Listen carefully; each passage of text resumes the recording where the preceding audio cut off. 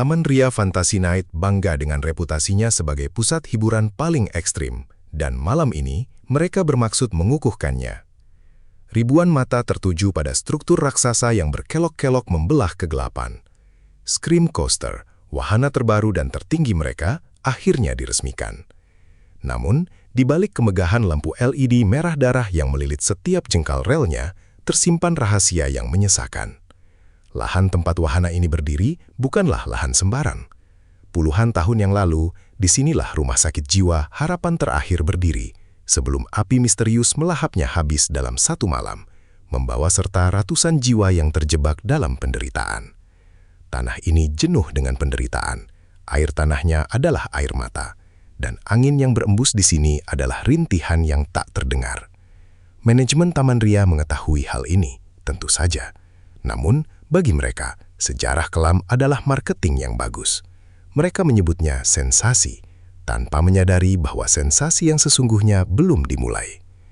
Saat pita peresmian digunting, suara gunting yang bertemu pita satin terdengar jelas, seperti suara tulang yang patah di tengah keheningan sesaat. Kerumunan bersorak, namun sorakan itu terdengar hambar di telinga mereka yang peka. Udara di sekitar wahana terasa lebih berat, lebih pekat, dan sedikit beraroma hangus, meskipun tidak ada api. Antusiasme pengunjung membludak, mereka berdesakan, saling sikut untuk menjadi yang pertama merasakan sensasi jatuh dari ketinggian 60 meter. Mereka tidak melihat, atau memilih untuk tidak melihat, bagaimana besi-besi penyangga wahana itu tampak sedikit bergetar, bukan karena berat beban, tetapi seperti makhluk hidup yang sedang menggeliat bangun dari tidur panjangnya. Beberapa orang yang mengantre di barisan depan mengaku mencium bau aneh, campuran antara besi karat, antiseptik rumah sakit kuno, dan sesuatu yang busuk. Tapi mereka mengabaikannya, menganggapnya sebagai efek samping dari kegugupan dan kegembiraan yang bercampur aduk. Mereka tidak tahu bahwa setiap baut yang terpasang di rel itu telah disumpahi oleh arwah-arwah yang dendam, arwah yang melihat wahana ini bukan sebagai hiburan, melainkan sebagai alat untuk membalas dendam atas penderitaan mereka. Rel besi yang mengilap di bawah lampu neon itu sebenarnya menyimpan sisa panas dari tragedi masa lalu yang belum tuntas, panas yang siap membakar siapa saja yang berani mengusiknya. Dan malam ini, api itu akan dinyalakan kembali, bukan dengan bensin, melainkan dengan ketakutan murni. Saat operator wahana, seorang pria muda dengan wajah pucat dan mata yang tampak lelah, mulai mengundang kelompok pertama untuk naik, takdir tragis dari 12 orang itu baru saja disegel. Mereka melangkah maju dengan tawa dan canda, menaiki kursi-kursi kulit yang terasa lembab di kulit, seolah-olah kursi itu baru saja ditarik dari dasar sungai. Mereka adalah korban persembahan yang tidak sadar, melangkah masuk ke dalam mulut monster tanpa rasa takut sedikit pun. Andi duduk di kursi kulit yang terasa sangat dingin, seolah-olah kursi itu baru saja dikeluarkan dari ruang pendingin mayat. Saat ia menarik tuas pengaman ke bawah, ia tidak mendengar suara dentuman besi yang mantap, melainkan suara gesekan logam yang kering dan rapuh. Ia mencoba menggoyangkan tuas itu, namun pengunci otomatisnya terasa longgar, memberikan ruang beberapa sentimeter yang seharusnya tidak ada. Ia menoleh ke arah operator wahana, seorang pria muda dengan lingkaran hitam di bawah matanya yang tampak seperti lubang kosong. Andi mencoba berteriak, menanyakan perihal pengamannya, namun suaranya tenggelam oleh deru mesin raksasa yang tiba-tiba menyala di bawah lantai stasiun. Sang operator hanya menatap lurus ke depan dengan pandangan kosong. Tangannya bergerak kaku seperti robot saat menekan tombol keberangkatan, tanpa memeriksa satupun sabuk pengaman penumpang. Kereta mulai bergerak maju dengan sentakan kasar yang membuat leher para penumpang tertekuk ke belakang. Suara roda baja yang bergesekan dengan rel menciptakan pekikan yang memekakan telinga, terdengar lebih seperti teriakan manusia yang sedang disiksa daripada sekedar suara mekanis. Saat kereta meninggalkan stasiun dan mulai menanjak perlahan, lampu-lampu Taman Ria di bawah mereka mulai mengecil dan meredup, seolah-olah dunia yang mereka kenal sedang menarik diri. Andi menoleh ke belakang dan melihat wajah-wajah penumpang lain. Beberapa tertawa dengan gugup, namun kebanyakan dari mereka memiliki ekspresi yang sama. Sebuah ketakutan primordial yang mulai merayap naik dari perut mereka. Di tengah kegelapan yang menyelimuti tanjakan curam itu, Andi menyadari bahwa aroma hangus yang tadi ia cium semakin menguat, kini bercampur dengan bau karat yang menyengat. Tiba-tiba, sebuah baut berukuran besar jatuh dari bagian atas kereta dan memantul di antara kaki Andi sebelum terjatuh ke kegelapan di bawah. Jantungnya berdegup kencang hingga terasa menyakitkan di dadanya. Ia mencoba melepaskan diri, namun pengaman yang tadinya terasa longgar kini mendadak mengunci dengan sangat kencang, menekan dadanya hingga ia sulit bernapas. Kereta terus merayap naik, rantai penariknya berderak dengan ritme yang tidak teratur. Klik, klik, klik. Seperti detak jam yang menghitung mundur sisa hidup mereka. Di atas sana, di puncak yang hanya diterangi cahaya bulan yang pucat, Andi melihat bayangan hitam yang berdiri di atas rel, seolah-olah sedang menunggu kedatangan mereka. Bayangan itu tampak memegang sesuatu yang panjang dan tajam, berkilau di bawah sinar bulan. Saat kereta hampir mencapai puncak tertinggi, mesin penarik tiba-tiba berhenti, meninggalkan mereka tergantung di kemiringan yang ekstrim. Keheningan yang menyusul kemudian jauh lebih menakutkan daripada suara mesin. Itu adalah keheningan yang penuh dengan ancaman, di mana satu-satunya suara yang terdengar hanyalah napas pendek dan terengah-engah dari 12 orang yang menyadari bahwa mereka baru saja masuk ke dalam perangkap maut yang tak Terhindarkan. Andi mencengkram besi pengaman yang kini terasa sedingin es, sementara keringat dingin mengucur deras dari pelipisnya hingga membasahi matanya yang membelalak ketakutan. Dalam posisi menggantung yang tidak wajar itu, ia melihat ke arah bulan purnama yang kini tampak tertutup kabut tipis berwarna merah, memberikan pantulan cahaya yang menyeramkan pada rel baja di depannya yang tampak mulai melengkung secara perlahan, seolah-olah terbuat dari lilin yang meleleh. Tiba-tiba, keheningan itu pecah oleh suara logam yang berderit sangat keras dari arah bawah kereta.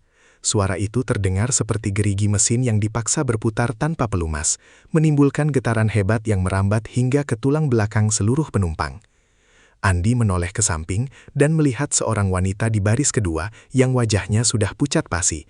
Bibirnya bergerak-gerak membisikkan doa yang terputus-putus sebelum ia mulai berteriak histeris karena melihat bayangan besar bersayap yang melintas cepat di atas mereka. Tanpa peringatan, mekanisme penahan darurat di bawah kereta terlepas dengan suara ledakan kecil yang memercikan bunga api ke segala arah, membakar sedikit ujung celana Andi, namun ia tidak lagi peduli pada rasa perihnya. Kereta itu terlepas dari puncak, meluncur jatuh dengan kecepatan yang melampaui batas kewajaran, menciptakan tekanan gravitasi yang begitu besar hingga Andi merasa organ tubuhnya seolah-olah tertinggal di atas sana. Angin malam yang tajam kini menghantam wajahnya seperti ribuan. Sementara suara teriakan 10 penumpang lainnya menyatu menjadi satu frekuensi tinggi yang menyakitkan telinga. Namun anehnya, Andi tidak bisa mengeluarkan suara sedikit pun, karena paru-parunya seolah-olah kolaps akibat tekanan udara.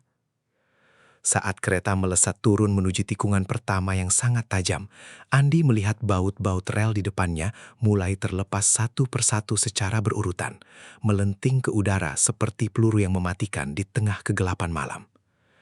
Ia menyadari bahwa lintasan di depan mereka bukan lagi jalan menuju keselamatan, melainkan sebuah spiral maut yang sengaja disiapkan untuk mencabik-cabik siapa saja yang berani melintasinya. Cahaya neon merah di sepanjang rel kini mulai berdenyut liar, mengikuti irama teriakan para korban. Sementara dari balik bayangan struktur besi yang rumit, ia bisa melihat ribuan mata merah yang menatap dengan penuh lapar, menunggu saat yang tepat ketika kereta itu akhirnya kehilangan kendali dan melemparkan seluruh isinya ke dalam kegelapan yang tak berujung di bawah sana. Kereta mendadak berhenti total di puncak tertinggi selama 10 detik yang terasa seperti 1 jam, menciptakan hening yang begitu pekat hingga Andi bisa mendengar suara detak jantungnya sendiri yang berpacu liar melawan rasa takut yang melumpuhkan. Di tengah kesunyian yang mencekam itu, sebuah suara bisikan dingin tiba-tiba terdengar tepat di telinganya, menyelinap di antara deru angin, berkata, "Jangan lepaskan peganganmu, atau kau akan menjadi fondasi berikutnya bagi bangunan yang haus darah ini." Andi mencoba menoleh untuk mencari sumber suara tersebut, namun lehernya terasa kaku, seperti terkunci oleh tangan-tangan tak terlihat yang muncul dari balik kegelapan struktur besi di belakangnya. Sebelum ia sempat menarik nafas untuk berteriak, sistem pengunci mekanis di bawah kereta melepaskan kaitnya dengan bunyi dentuman logam yang memekakkan telinga, mengirimkan kereta itu terjun bebas, menembus angin malam yang terasa setajam silet di kulit wajahnya yang pucat. Kecepatan kereta itu meningkat secara tidak wajar, melampaui batas keamanan sistem komputer yang seharusnya mengendalikan laju wahana, membuat Andi merasa tubuhnya seolah-olah akan hancur, tertekan oleh gaya gravitasi yang luar biasa besar. Di tengah kegelapan total saat meluncur jatuh, ia melihat bayangan-bayangan hitam dengan mata merah menyala mulai merayap di sepanjang lintasan rel di depannya, seolah-olah mereka sedang menunggu momen di mana besi-besi penyangga itu akhirnya akan menyerah dan patah.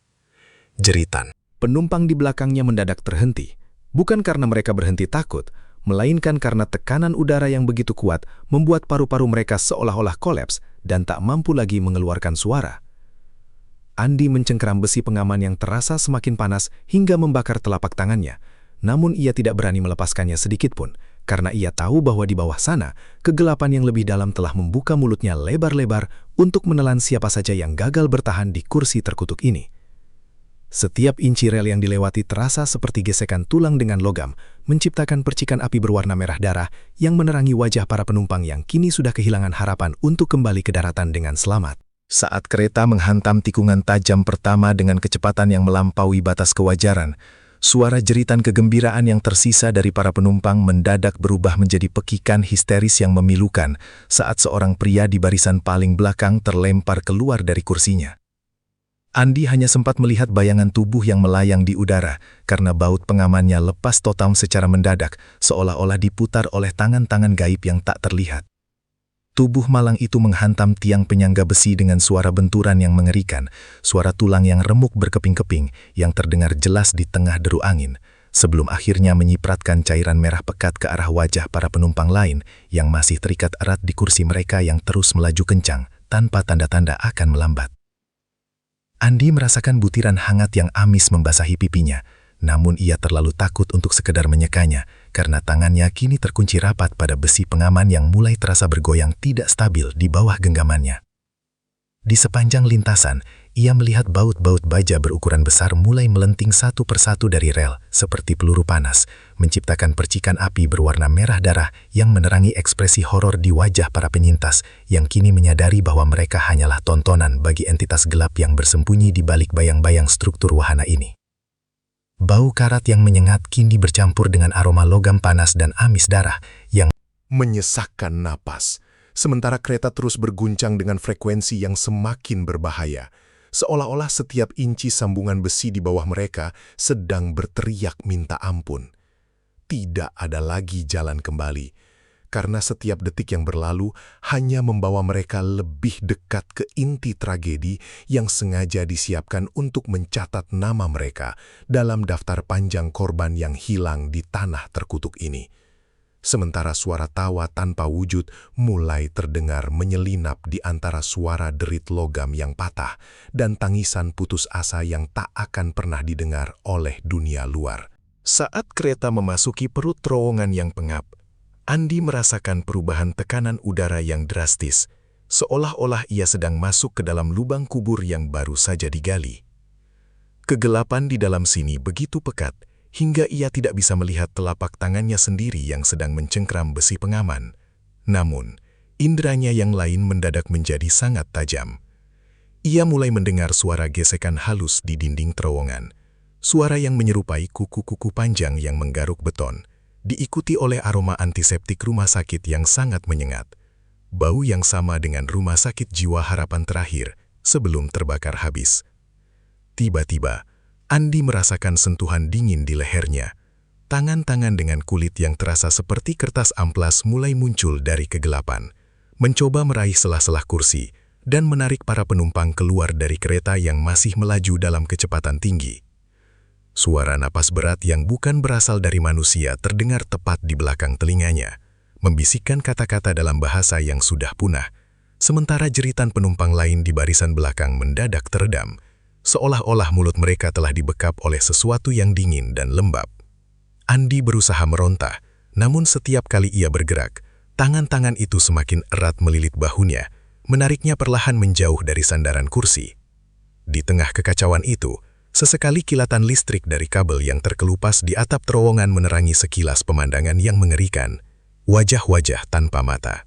Dengan mulut yang dijahit rapi, bergelantungan di langit-langit terowongan, tangan mereka menjuntai ke bawah seperti akar pohon yang mencari mangsa. Salah satu tangan itu berhasil mencengkram rambut seorang wanita di samping Andi, menarik kepalanya ke atas hingga terdengar suara retakan tulang leher yang mengerikan di tengah kegelapan total yang kembali menyelimuti.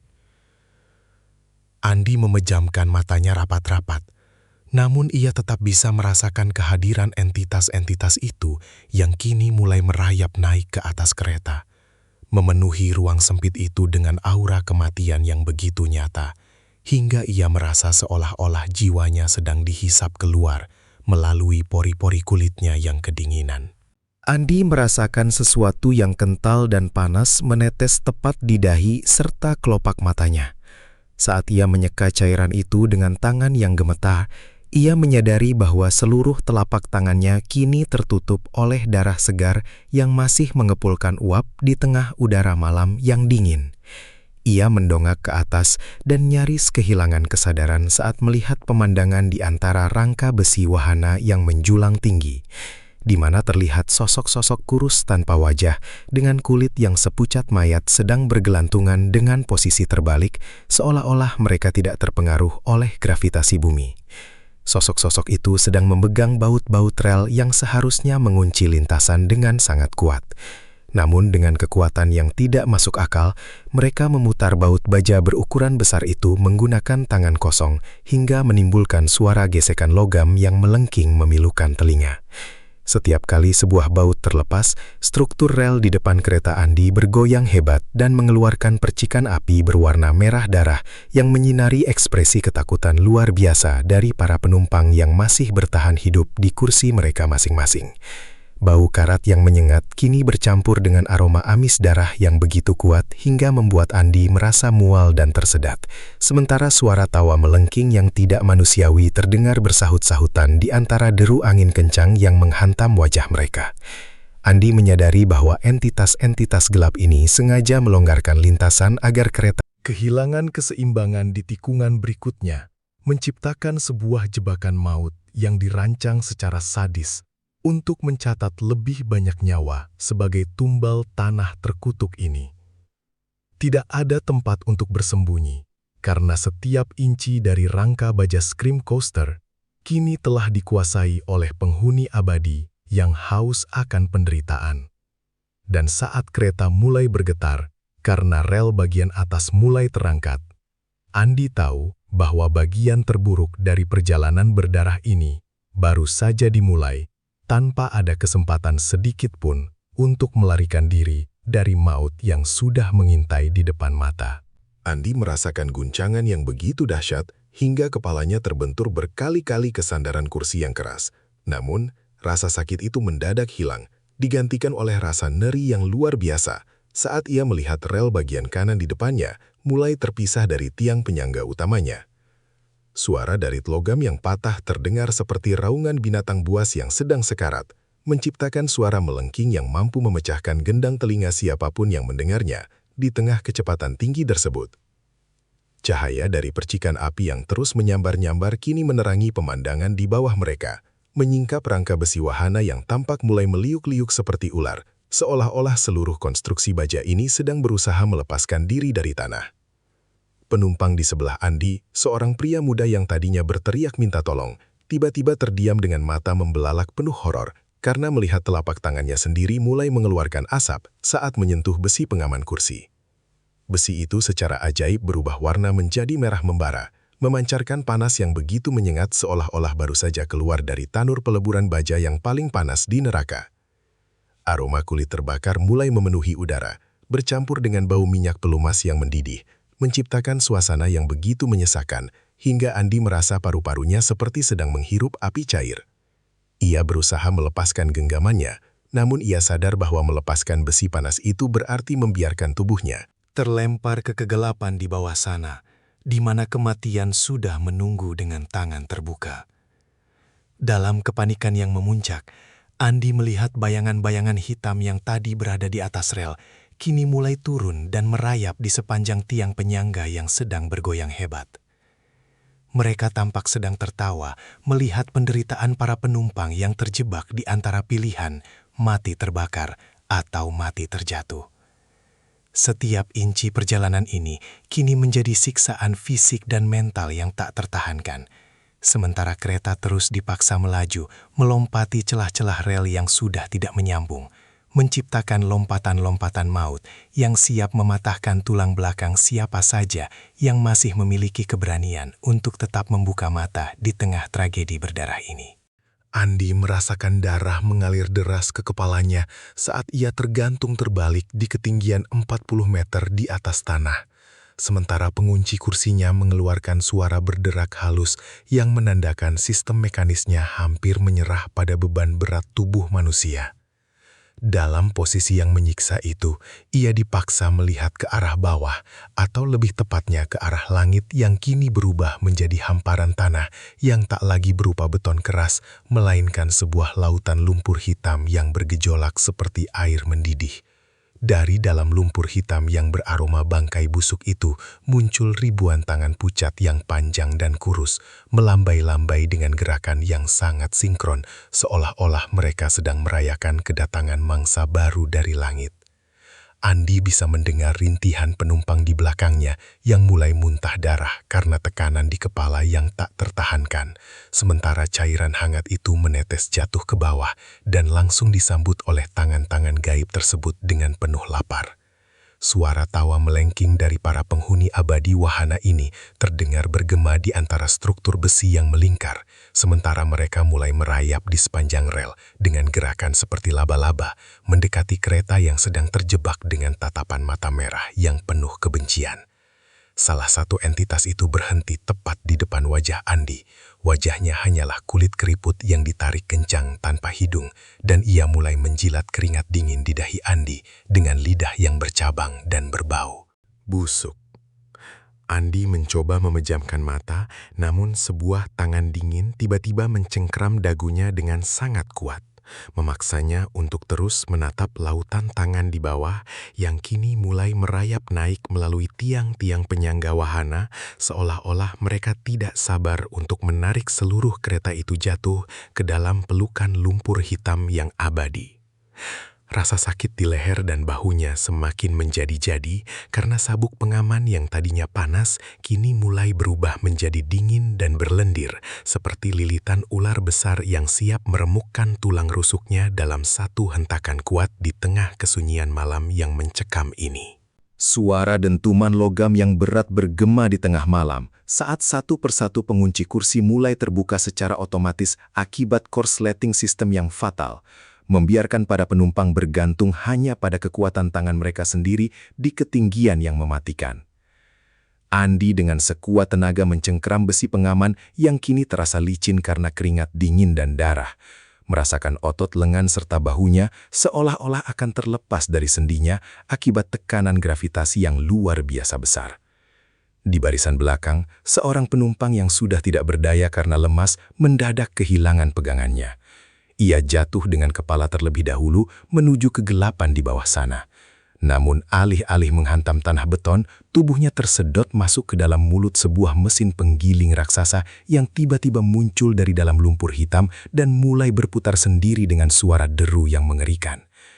Cairan merah pekat menyembur ke udara bersamaan dengan suara tulang yang digiling hancur berkeping-keping, menciptakan aroma amis yang begitu menyengat hingga Andi merasa perutnya melilit dan ia mulai muntah darah tepat di atas mesin maut tersebut. Dalam keputusasaan yang memuncak, ia melihat operator wahana berdiri di pinggir lintasan bawah dengan senyum menyeringai yang tidak wajar, sementara matanya yang hitam legam menatap langsung ke arah Andi, seolah-olah ia sedang menikmati setiap detik penderitaan manusia di atasnya. Sensor suhu di kursi Andi mulai berbunyi nyaring, menandakan adanya kelebihan beban panas pada sistem magnetik yang tersisa. Sementara suara tawa gaib dari entitas tanpa wajah mulai terdengar semakin keras. Seolah-olah mereka sedang menghitung mundur waktu hingga tangan Andi akhirnya menyerah. dan membiarkan tubuhnya menjadi santapan berikutnya bagi mesin penggiling yang terus menderu lapar di bawah sana. Setiap detik terasa seperti selamanya saat Andi berjuang melawan rasa sakit yang membakar di seluruh tubuhnya. Menyadari bahwa di tanah terkutuk ini, sistem keamanan hanyalah sebuah lelucon gelap yang dirancang untuk memberikan harapan palsu, sebelum akhirnya mencabut nyawa dengan cara yang paling sadis dan berdarah yang pernah dibayangkan manusia. Kereta itu melesat maju menembus kabut merah yang semakin pekat. Namun lintasannya kini bukan lagi terbuat dari rel besi yang kokoh, melainkan tumpukan tulang berulang manusia yang tersusun rapi, membentuk jalur panjang yang tak berujung di tengah kegelapan malam. Andi menatap dengan horor bagaimana ribuan tulang rusuk dan tengkorak putih pucat berderak hancur saat digilas oleh roda baja kereta yang berat, menciptakan bunyi berderak yang memekahkan telinga dan terasa merambat hingga ke dalam tulang sumsumnya sendiri. Setiap kali sebuah tengkorak pecah di bawah roda, aroma busuk dari sumsum tulang yang sudah lama membusuk menyeruak naik ke atas, memenuhi paru-paru para penyintas dengan bau kematian yang begitu kuat hingga membuat mereka tersedak dan mulai memuntahkan darah segar yang bercampur dengan lendir hitam. Andi bisa merasakan getaran yang tidak teratur saat kereta melompati sambungan-sambungan tulang yang tidak presisi, seolah-olah seluruh wahana ini sedang berjalan di atas tubuh raksasa yang sedang bernapas dan menggeliat kesakitan di bawah sana. Di kejauhan, di antara rangka besi yang berlumuran darah, ia melihat bayangan-bayangan penghuni abadi wahana ini berdiri berjajar sambil memegang potongan tulang manusia yang masih segar, seolah-olah mereka sedang menunggu giliran untuk menambah panjang lintasan maut ini dengan sisa-sisa tubuh para penumpang yang masih bertahan hidup. Cairan hitam yang berbau bangkai mulai menyembur dari sela-sela tulang yang remuk, membasahi Kursi dan pakaian Andi hingga terasa lengket dan dingin, seperti pelukan kematian yang tak akan pernah melepaskannya. Tidak ada lagi suara mesin yang terdengar, hanya suara tulang yang patah, suara rintihan gaib dari jiwa-jiwa yang terperangkap di dalam rel tersebut, dan suara tawa tanpa wujud yang seolah-olah sedang merayakan pesta pora berdarah di tanah terkutuk ini, di mana setiap jengkal kemajuan kereta berarti penderitaan abadi bagi mereka yang sudah lama terlupakan di bawah sana. Andi membelalakan mata saat kereta melaju lambat melewati area kontrol darurat di pinggir rel, di mana sang operator berdiri dengan postur yang kaku dan tidak alami, seolah-olah tulang-tulangnya telah dipatahkan dan disambung kembali secara paksa. Saat jarak mereka semakin dekat, cahaya neon merah yang berkedip menyingkap kenyataan yang mengerikan, bahwa wajah pria itu kini telah hilang sama sekali, menyisakan tengkorak putih yang masih tertempel sisa-sisa daging yang membusuk dan berlubang di bagian matanya yang memancarkan aura kedelapan abadi. Sang operator mengenakan seragam kebanggaan Taman Ria yang kini sudah compang-camping dan basah kuyup oleh darah segar yang terus menetes dari ujung jarinya yang berbentuk cakar panjang dan tajam. Dengan gerakan yang patah-patah, seperti boneka kayu yang dikendalikan oleh benang-benang gaib, ia mengangkat sebuah bendera kecil berwarna hitam pekat yang tampak terbuat dari potongan kulit manusia dan mulai melambaikannya perlahan ke arah Andi, sambil mengeluarkan suara tertawa yang tidak keluar dari mulut, melainkan bergema langsung di dalam kepala setiap penumpang yang masih hidup. Suara tawa itu terdengar seperti gesekan pisau karatan pada batu nisan, sebuah pengumuman kematian yang menandakan bahwa bagian terakhir dari perjalanan berdarah ini adalah bagian yang paling mematikan dan tidak akan menyisakan satupun saksi mata untuk bercerita pada dunia luar. Andi bisa melihat di belakang sang operator terdapat tumpukan barang-barang pribadi. Pengunjung mulai dari sepatu, jam tangan, hingga ponsel yang masih menyala redup, semuanya berlumuran darah dan tertumpuk rapi seperti koleksi trofi dari persembahan malam-malam sebelumnya yang tak pernah terungkap oleh media. Setiap lambaian bendera hitam itu seolah-olah menarik energi kehidupan dari tubuh Andi, membuatnya merasa semakin lemas dan tak berdaya saat kereta tiba-tiba melesat kembali dengan kecepatan penuh menuju kegelapan yang lebih dalam, meninggalkan sang operator tengkorak yang masih berdiri diam menatap mereka dengan lubang mata kosongnya yang seolah-olah sedang menghitung mundur detik-detik terakhir sebelum nyawa mereka dicabut sepenuhnya dari raga yang sudah hancur. Andi berteriak sekuat tenaga saat ia merasakan kursi yang ia duduki mulai berdenyut seperti detak jantung makhluk raksasa. Sementara sabuk pengaman yang tadinya terbuat dari bahan sintetis, kini mulai berubah bentuk secara perlahan di depan matanya sendiri. Bahan kain itu meliuk-liuk seperti ular yang lapar. Teksturnya berubah menjadi dingin dan kasar, sebelum akhirnya bertransformasi menjadi rantai besi berduri yang berkarat dan berlumuran minyak hitam berbau busuk. Rantai-rantai itu melilit tubuh Andi dengan sangat erat, hingga duri-durinya menembus pakaian dan merobek kulit dadanya, mengunci posisinya dengan cara yang paling menyakitkan, seolah-olah kursi tersebut sedang berusaha menyatukan tubuh Andi ke dalam struktur wahana secara permanen. Di barisan belakang, suara jeritan penumpang lainnya mendadak berhenti dan digantikan oleh suara serak seperti orang yang sedang dicekik saat rantai-rantai serupa mulai melilit leher mereka hingga mata mereka membelalak keluar dengan urat-urat merah yang pecah. Kereta terus dipaksa mendaki tanjakan curam itu dengan sentakan-sentakan kasar yang membuat tulang rusuk Andi terasa hampir retak akibat tekanan rantai berduri yang semakin mengencang setiap kali kereta berguncang hebat. Saat kereta hampir mencapai puncak tertinggi sebelum turunan terakhir, Andi melihat ke ujung lintasan di depan sana, di mana rel besi itu tidak lagi terhubung ke stasiun ataupun ke jalur lainnya, melainkan terputus total di tengah udara kosong yang gelap.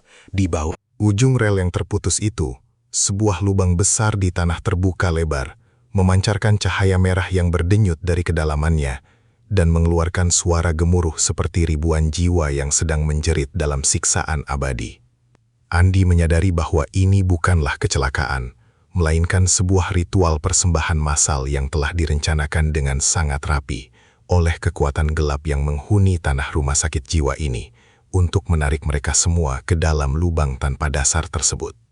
Keringat bercampur darah mengalir masuk ke matanya yang perih, namun ia tidak bisa berpaling dari pemandangan mengerikan di depan saat kereta mulai miring ke depan, bersiap untuk melakukan lompatan terakhirnya, langsung menuju mulut neraka yang sudah menunggu dengan sabar untuk menelan mereka semua bulat-bulat tanpa menyisakan satupun bukti dari keberadaan mereka di dunia ini. Dalam kondisi melayang yang menyiksa itu, Andi menoleh ke bawah dan menyaksikan pemandangan yang menghancurkan sisa-sisa kewarasannya. Di dasar lubang merah yang berdenyut itu, ia melihat bayangan dirinya sendiri berdiri tegak di tengah kobaran api biru. Namun, wajah bayangan itu penuh dengan luka jahitan kasar dan mata yang telah digantikan oleh bara api yang menyala-nyala. Bayangan itu melambai ke arahnya dengan gerakan yang sangat lambat, sementara mulutnya yang sobek terbuka lebar, mengeluarkan suara tawa yang menyatu dengan jeritan histeris dari penumpang lain yang kini mulai terlempar keluar dari kursi mereka saat kereta mulai menukik tajam ke arah pusat lubang tersebut. Tekanan udara yang luar biasa besar membuat kaca-kaca pengawas di seluruh area taman bermain pecah berkeping-keping secara serentak, menciptakan hujan kristal tajam yang berkilau di bawah cahaya bulan merah sebelum ikut tersedot masuk ke dalam pusaran maut bersama kereta yang hancur. Andi merasakan jantungnya seolah-olah meledak di dalam dada saat ia menyadari bahwa setiap penumpang yang ada di kereta ini sebenarnya adalah cerminan dari jiwa-jiwa yang pernah tewas di rumah sakit jiwa ini puluhan tahun lalu, dan perjalanan berdarah ini hanyalah siklus tanpa akhir untuk menarik mereka kembali ke tempat asal mereka di bawah tanah terkutuk ini. Suara gesekan rantai berduri di kulitnya kini terdengar seperti melodi kematian yang indah bagi entitas gelap yang bersembunyi di balik bayang-bayang, sementara kereta Terus jatuh menembus kabut panas yang berbau belerang dan daging manusia yang terpanggang. Tidak ada lagi ruang untuk berdoa atau memohon ampun.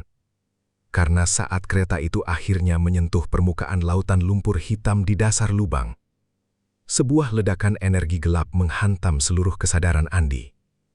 Menyeretnya masuk ke dalam kegelapan yang begitu absolut, di mana suara jeritanya sendiri pun tidak lagi mampu ia dengar di tengah gemuruh tawa para penghuni abadi yang menyambut kedatangan tumbal baru mereka dengan penuh lapar dan kebencian.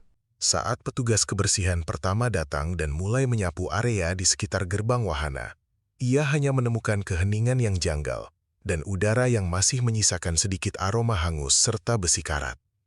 Wahana Scream Coaster berdiri kokoh tanpa ada satupun bercak darah di relnya, tanpa ada baut yang lepas, dan tanpa ada tanda-tanda kecelakaan teknis yang mengerikan seperti yang dialami Andi dan 11 penumpang lainnya semalam. Namun, di dalam ruang kontrol utama yang terkunci rapat dari dalam, layar monitor pusat data tiba-tiba menyala sendiri tanpa ada seorang pun yang menyentuhnya, menampilkan barisan kode berwarna merah darah yang bergerak cepat melampaui logika komputer manapun. Di sudut bawah layar, sebuah folder rahasia terbuka secara otomatis, memperlihatkan daftar nama 12 penumpang semalam yang kini statusnya telah berubah secara permanen menjadi penghuni abadi, dengan keterangan jam kematian yang selalu berulang setiap menitnya. Andi tidak pernah ditemukan, begitu pula dengan sisa-sisa kereta yang hancur. Namun, jika seseorang berdiri cukup dekat dengan tiang penyangga utama di tengah malam yang sunyi, mereka akan mendengar suara rintihan halus yang keluar dari dalam besi baja tersebut. Sebuah suara yang meminta tolong, namun perlahan berubah menjadi tawa pahit yang memilukan. Foto-foto otomatis yang diambil oleh kamera wahana saat kereta berada di puncak tertinggi tidak menunjukkan wajah manusia yang sedang bersenang-senang, melainkan 12 kursi kosong yang diduduki oleh bayangan hitam dengan mata merah yang menatap tajam ke arah kamera, seolah-olah mereka sedang menunggu pengunjung berikutnya.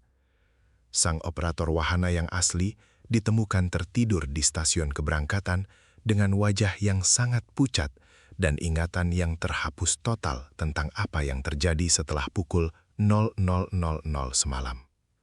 Di luar sana, di papan iklan besar Taman Ria, tulisan Scream Coaster berkedip liar, dan untuk sesaat, huruf-huruf itu tampak seperti susunan tulang manusia yang tersenyum mengejek kepada siapa saja yang berencana untuk menaiki wahana itu di malam berikutnya, menyadari bahwa setiap teriakan yang akan terdengar nanti bukan lagi berasal dari kegembiraan, melainkan dari jiwa-jiwa baru yang akan tersedot masuk ke dalam siklus persembahan berdarah yang tak akan pernah berakhir di tanah terkutuk ini.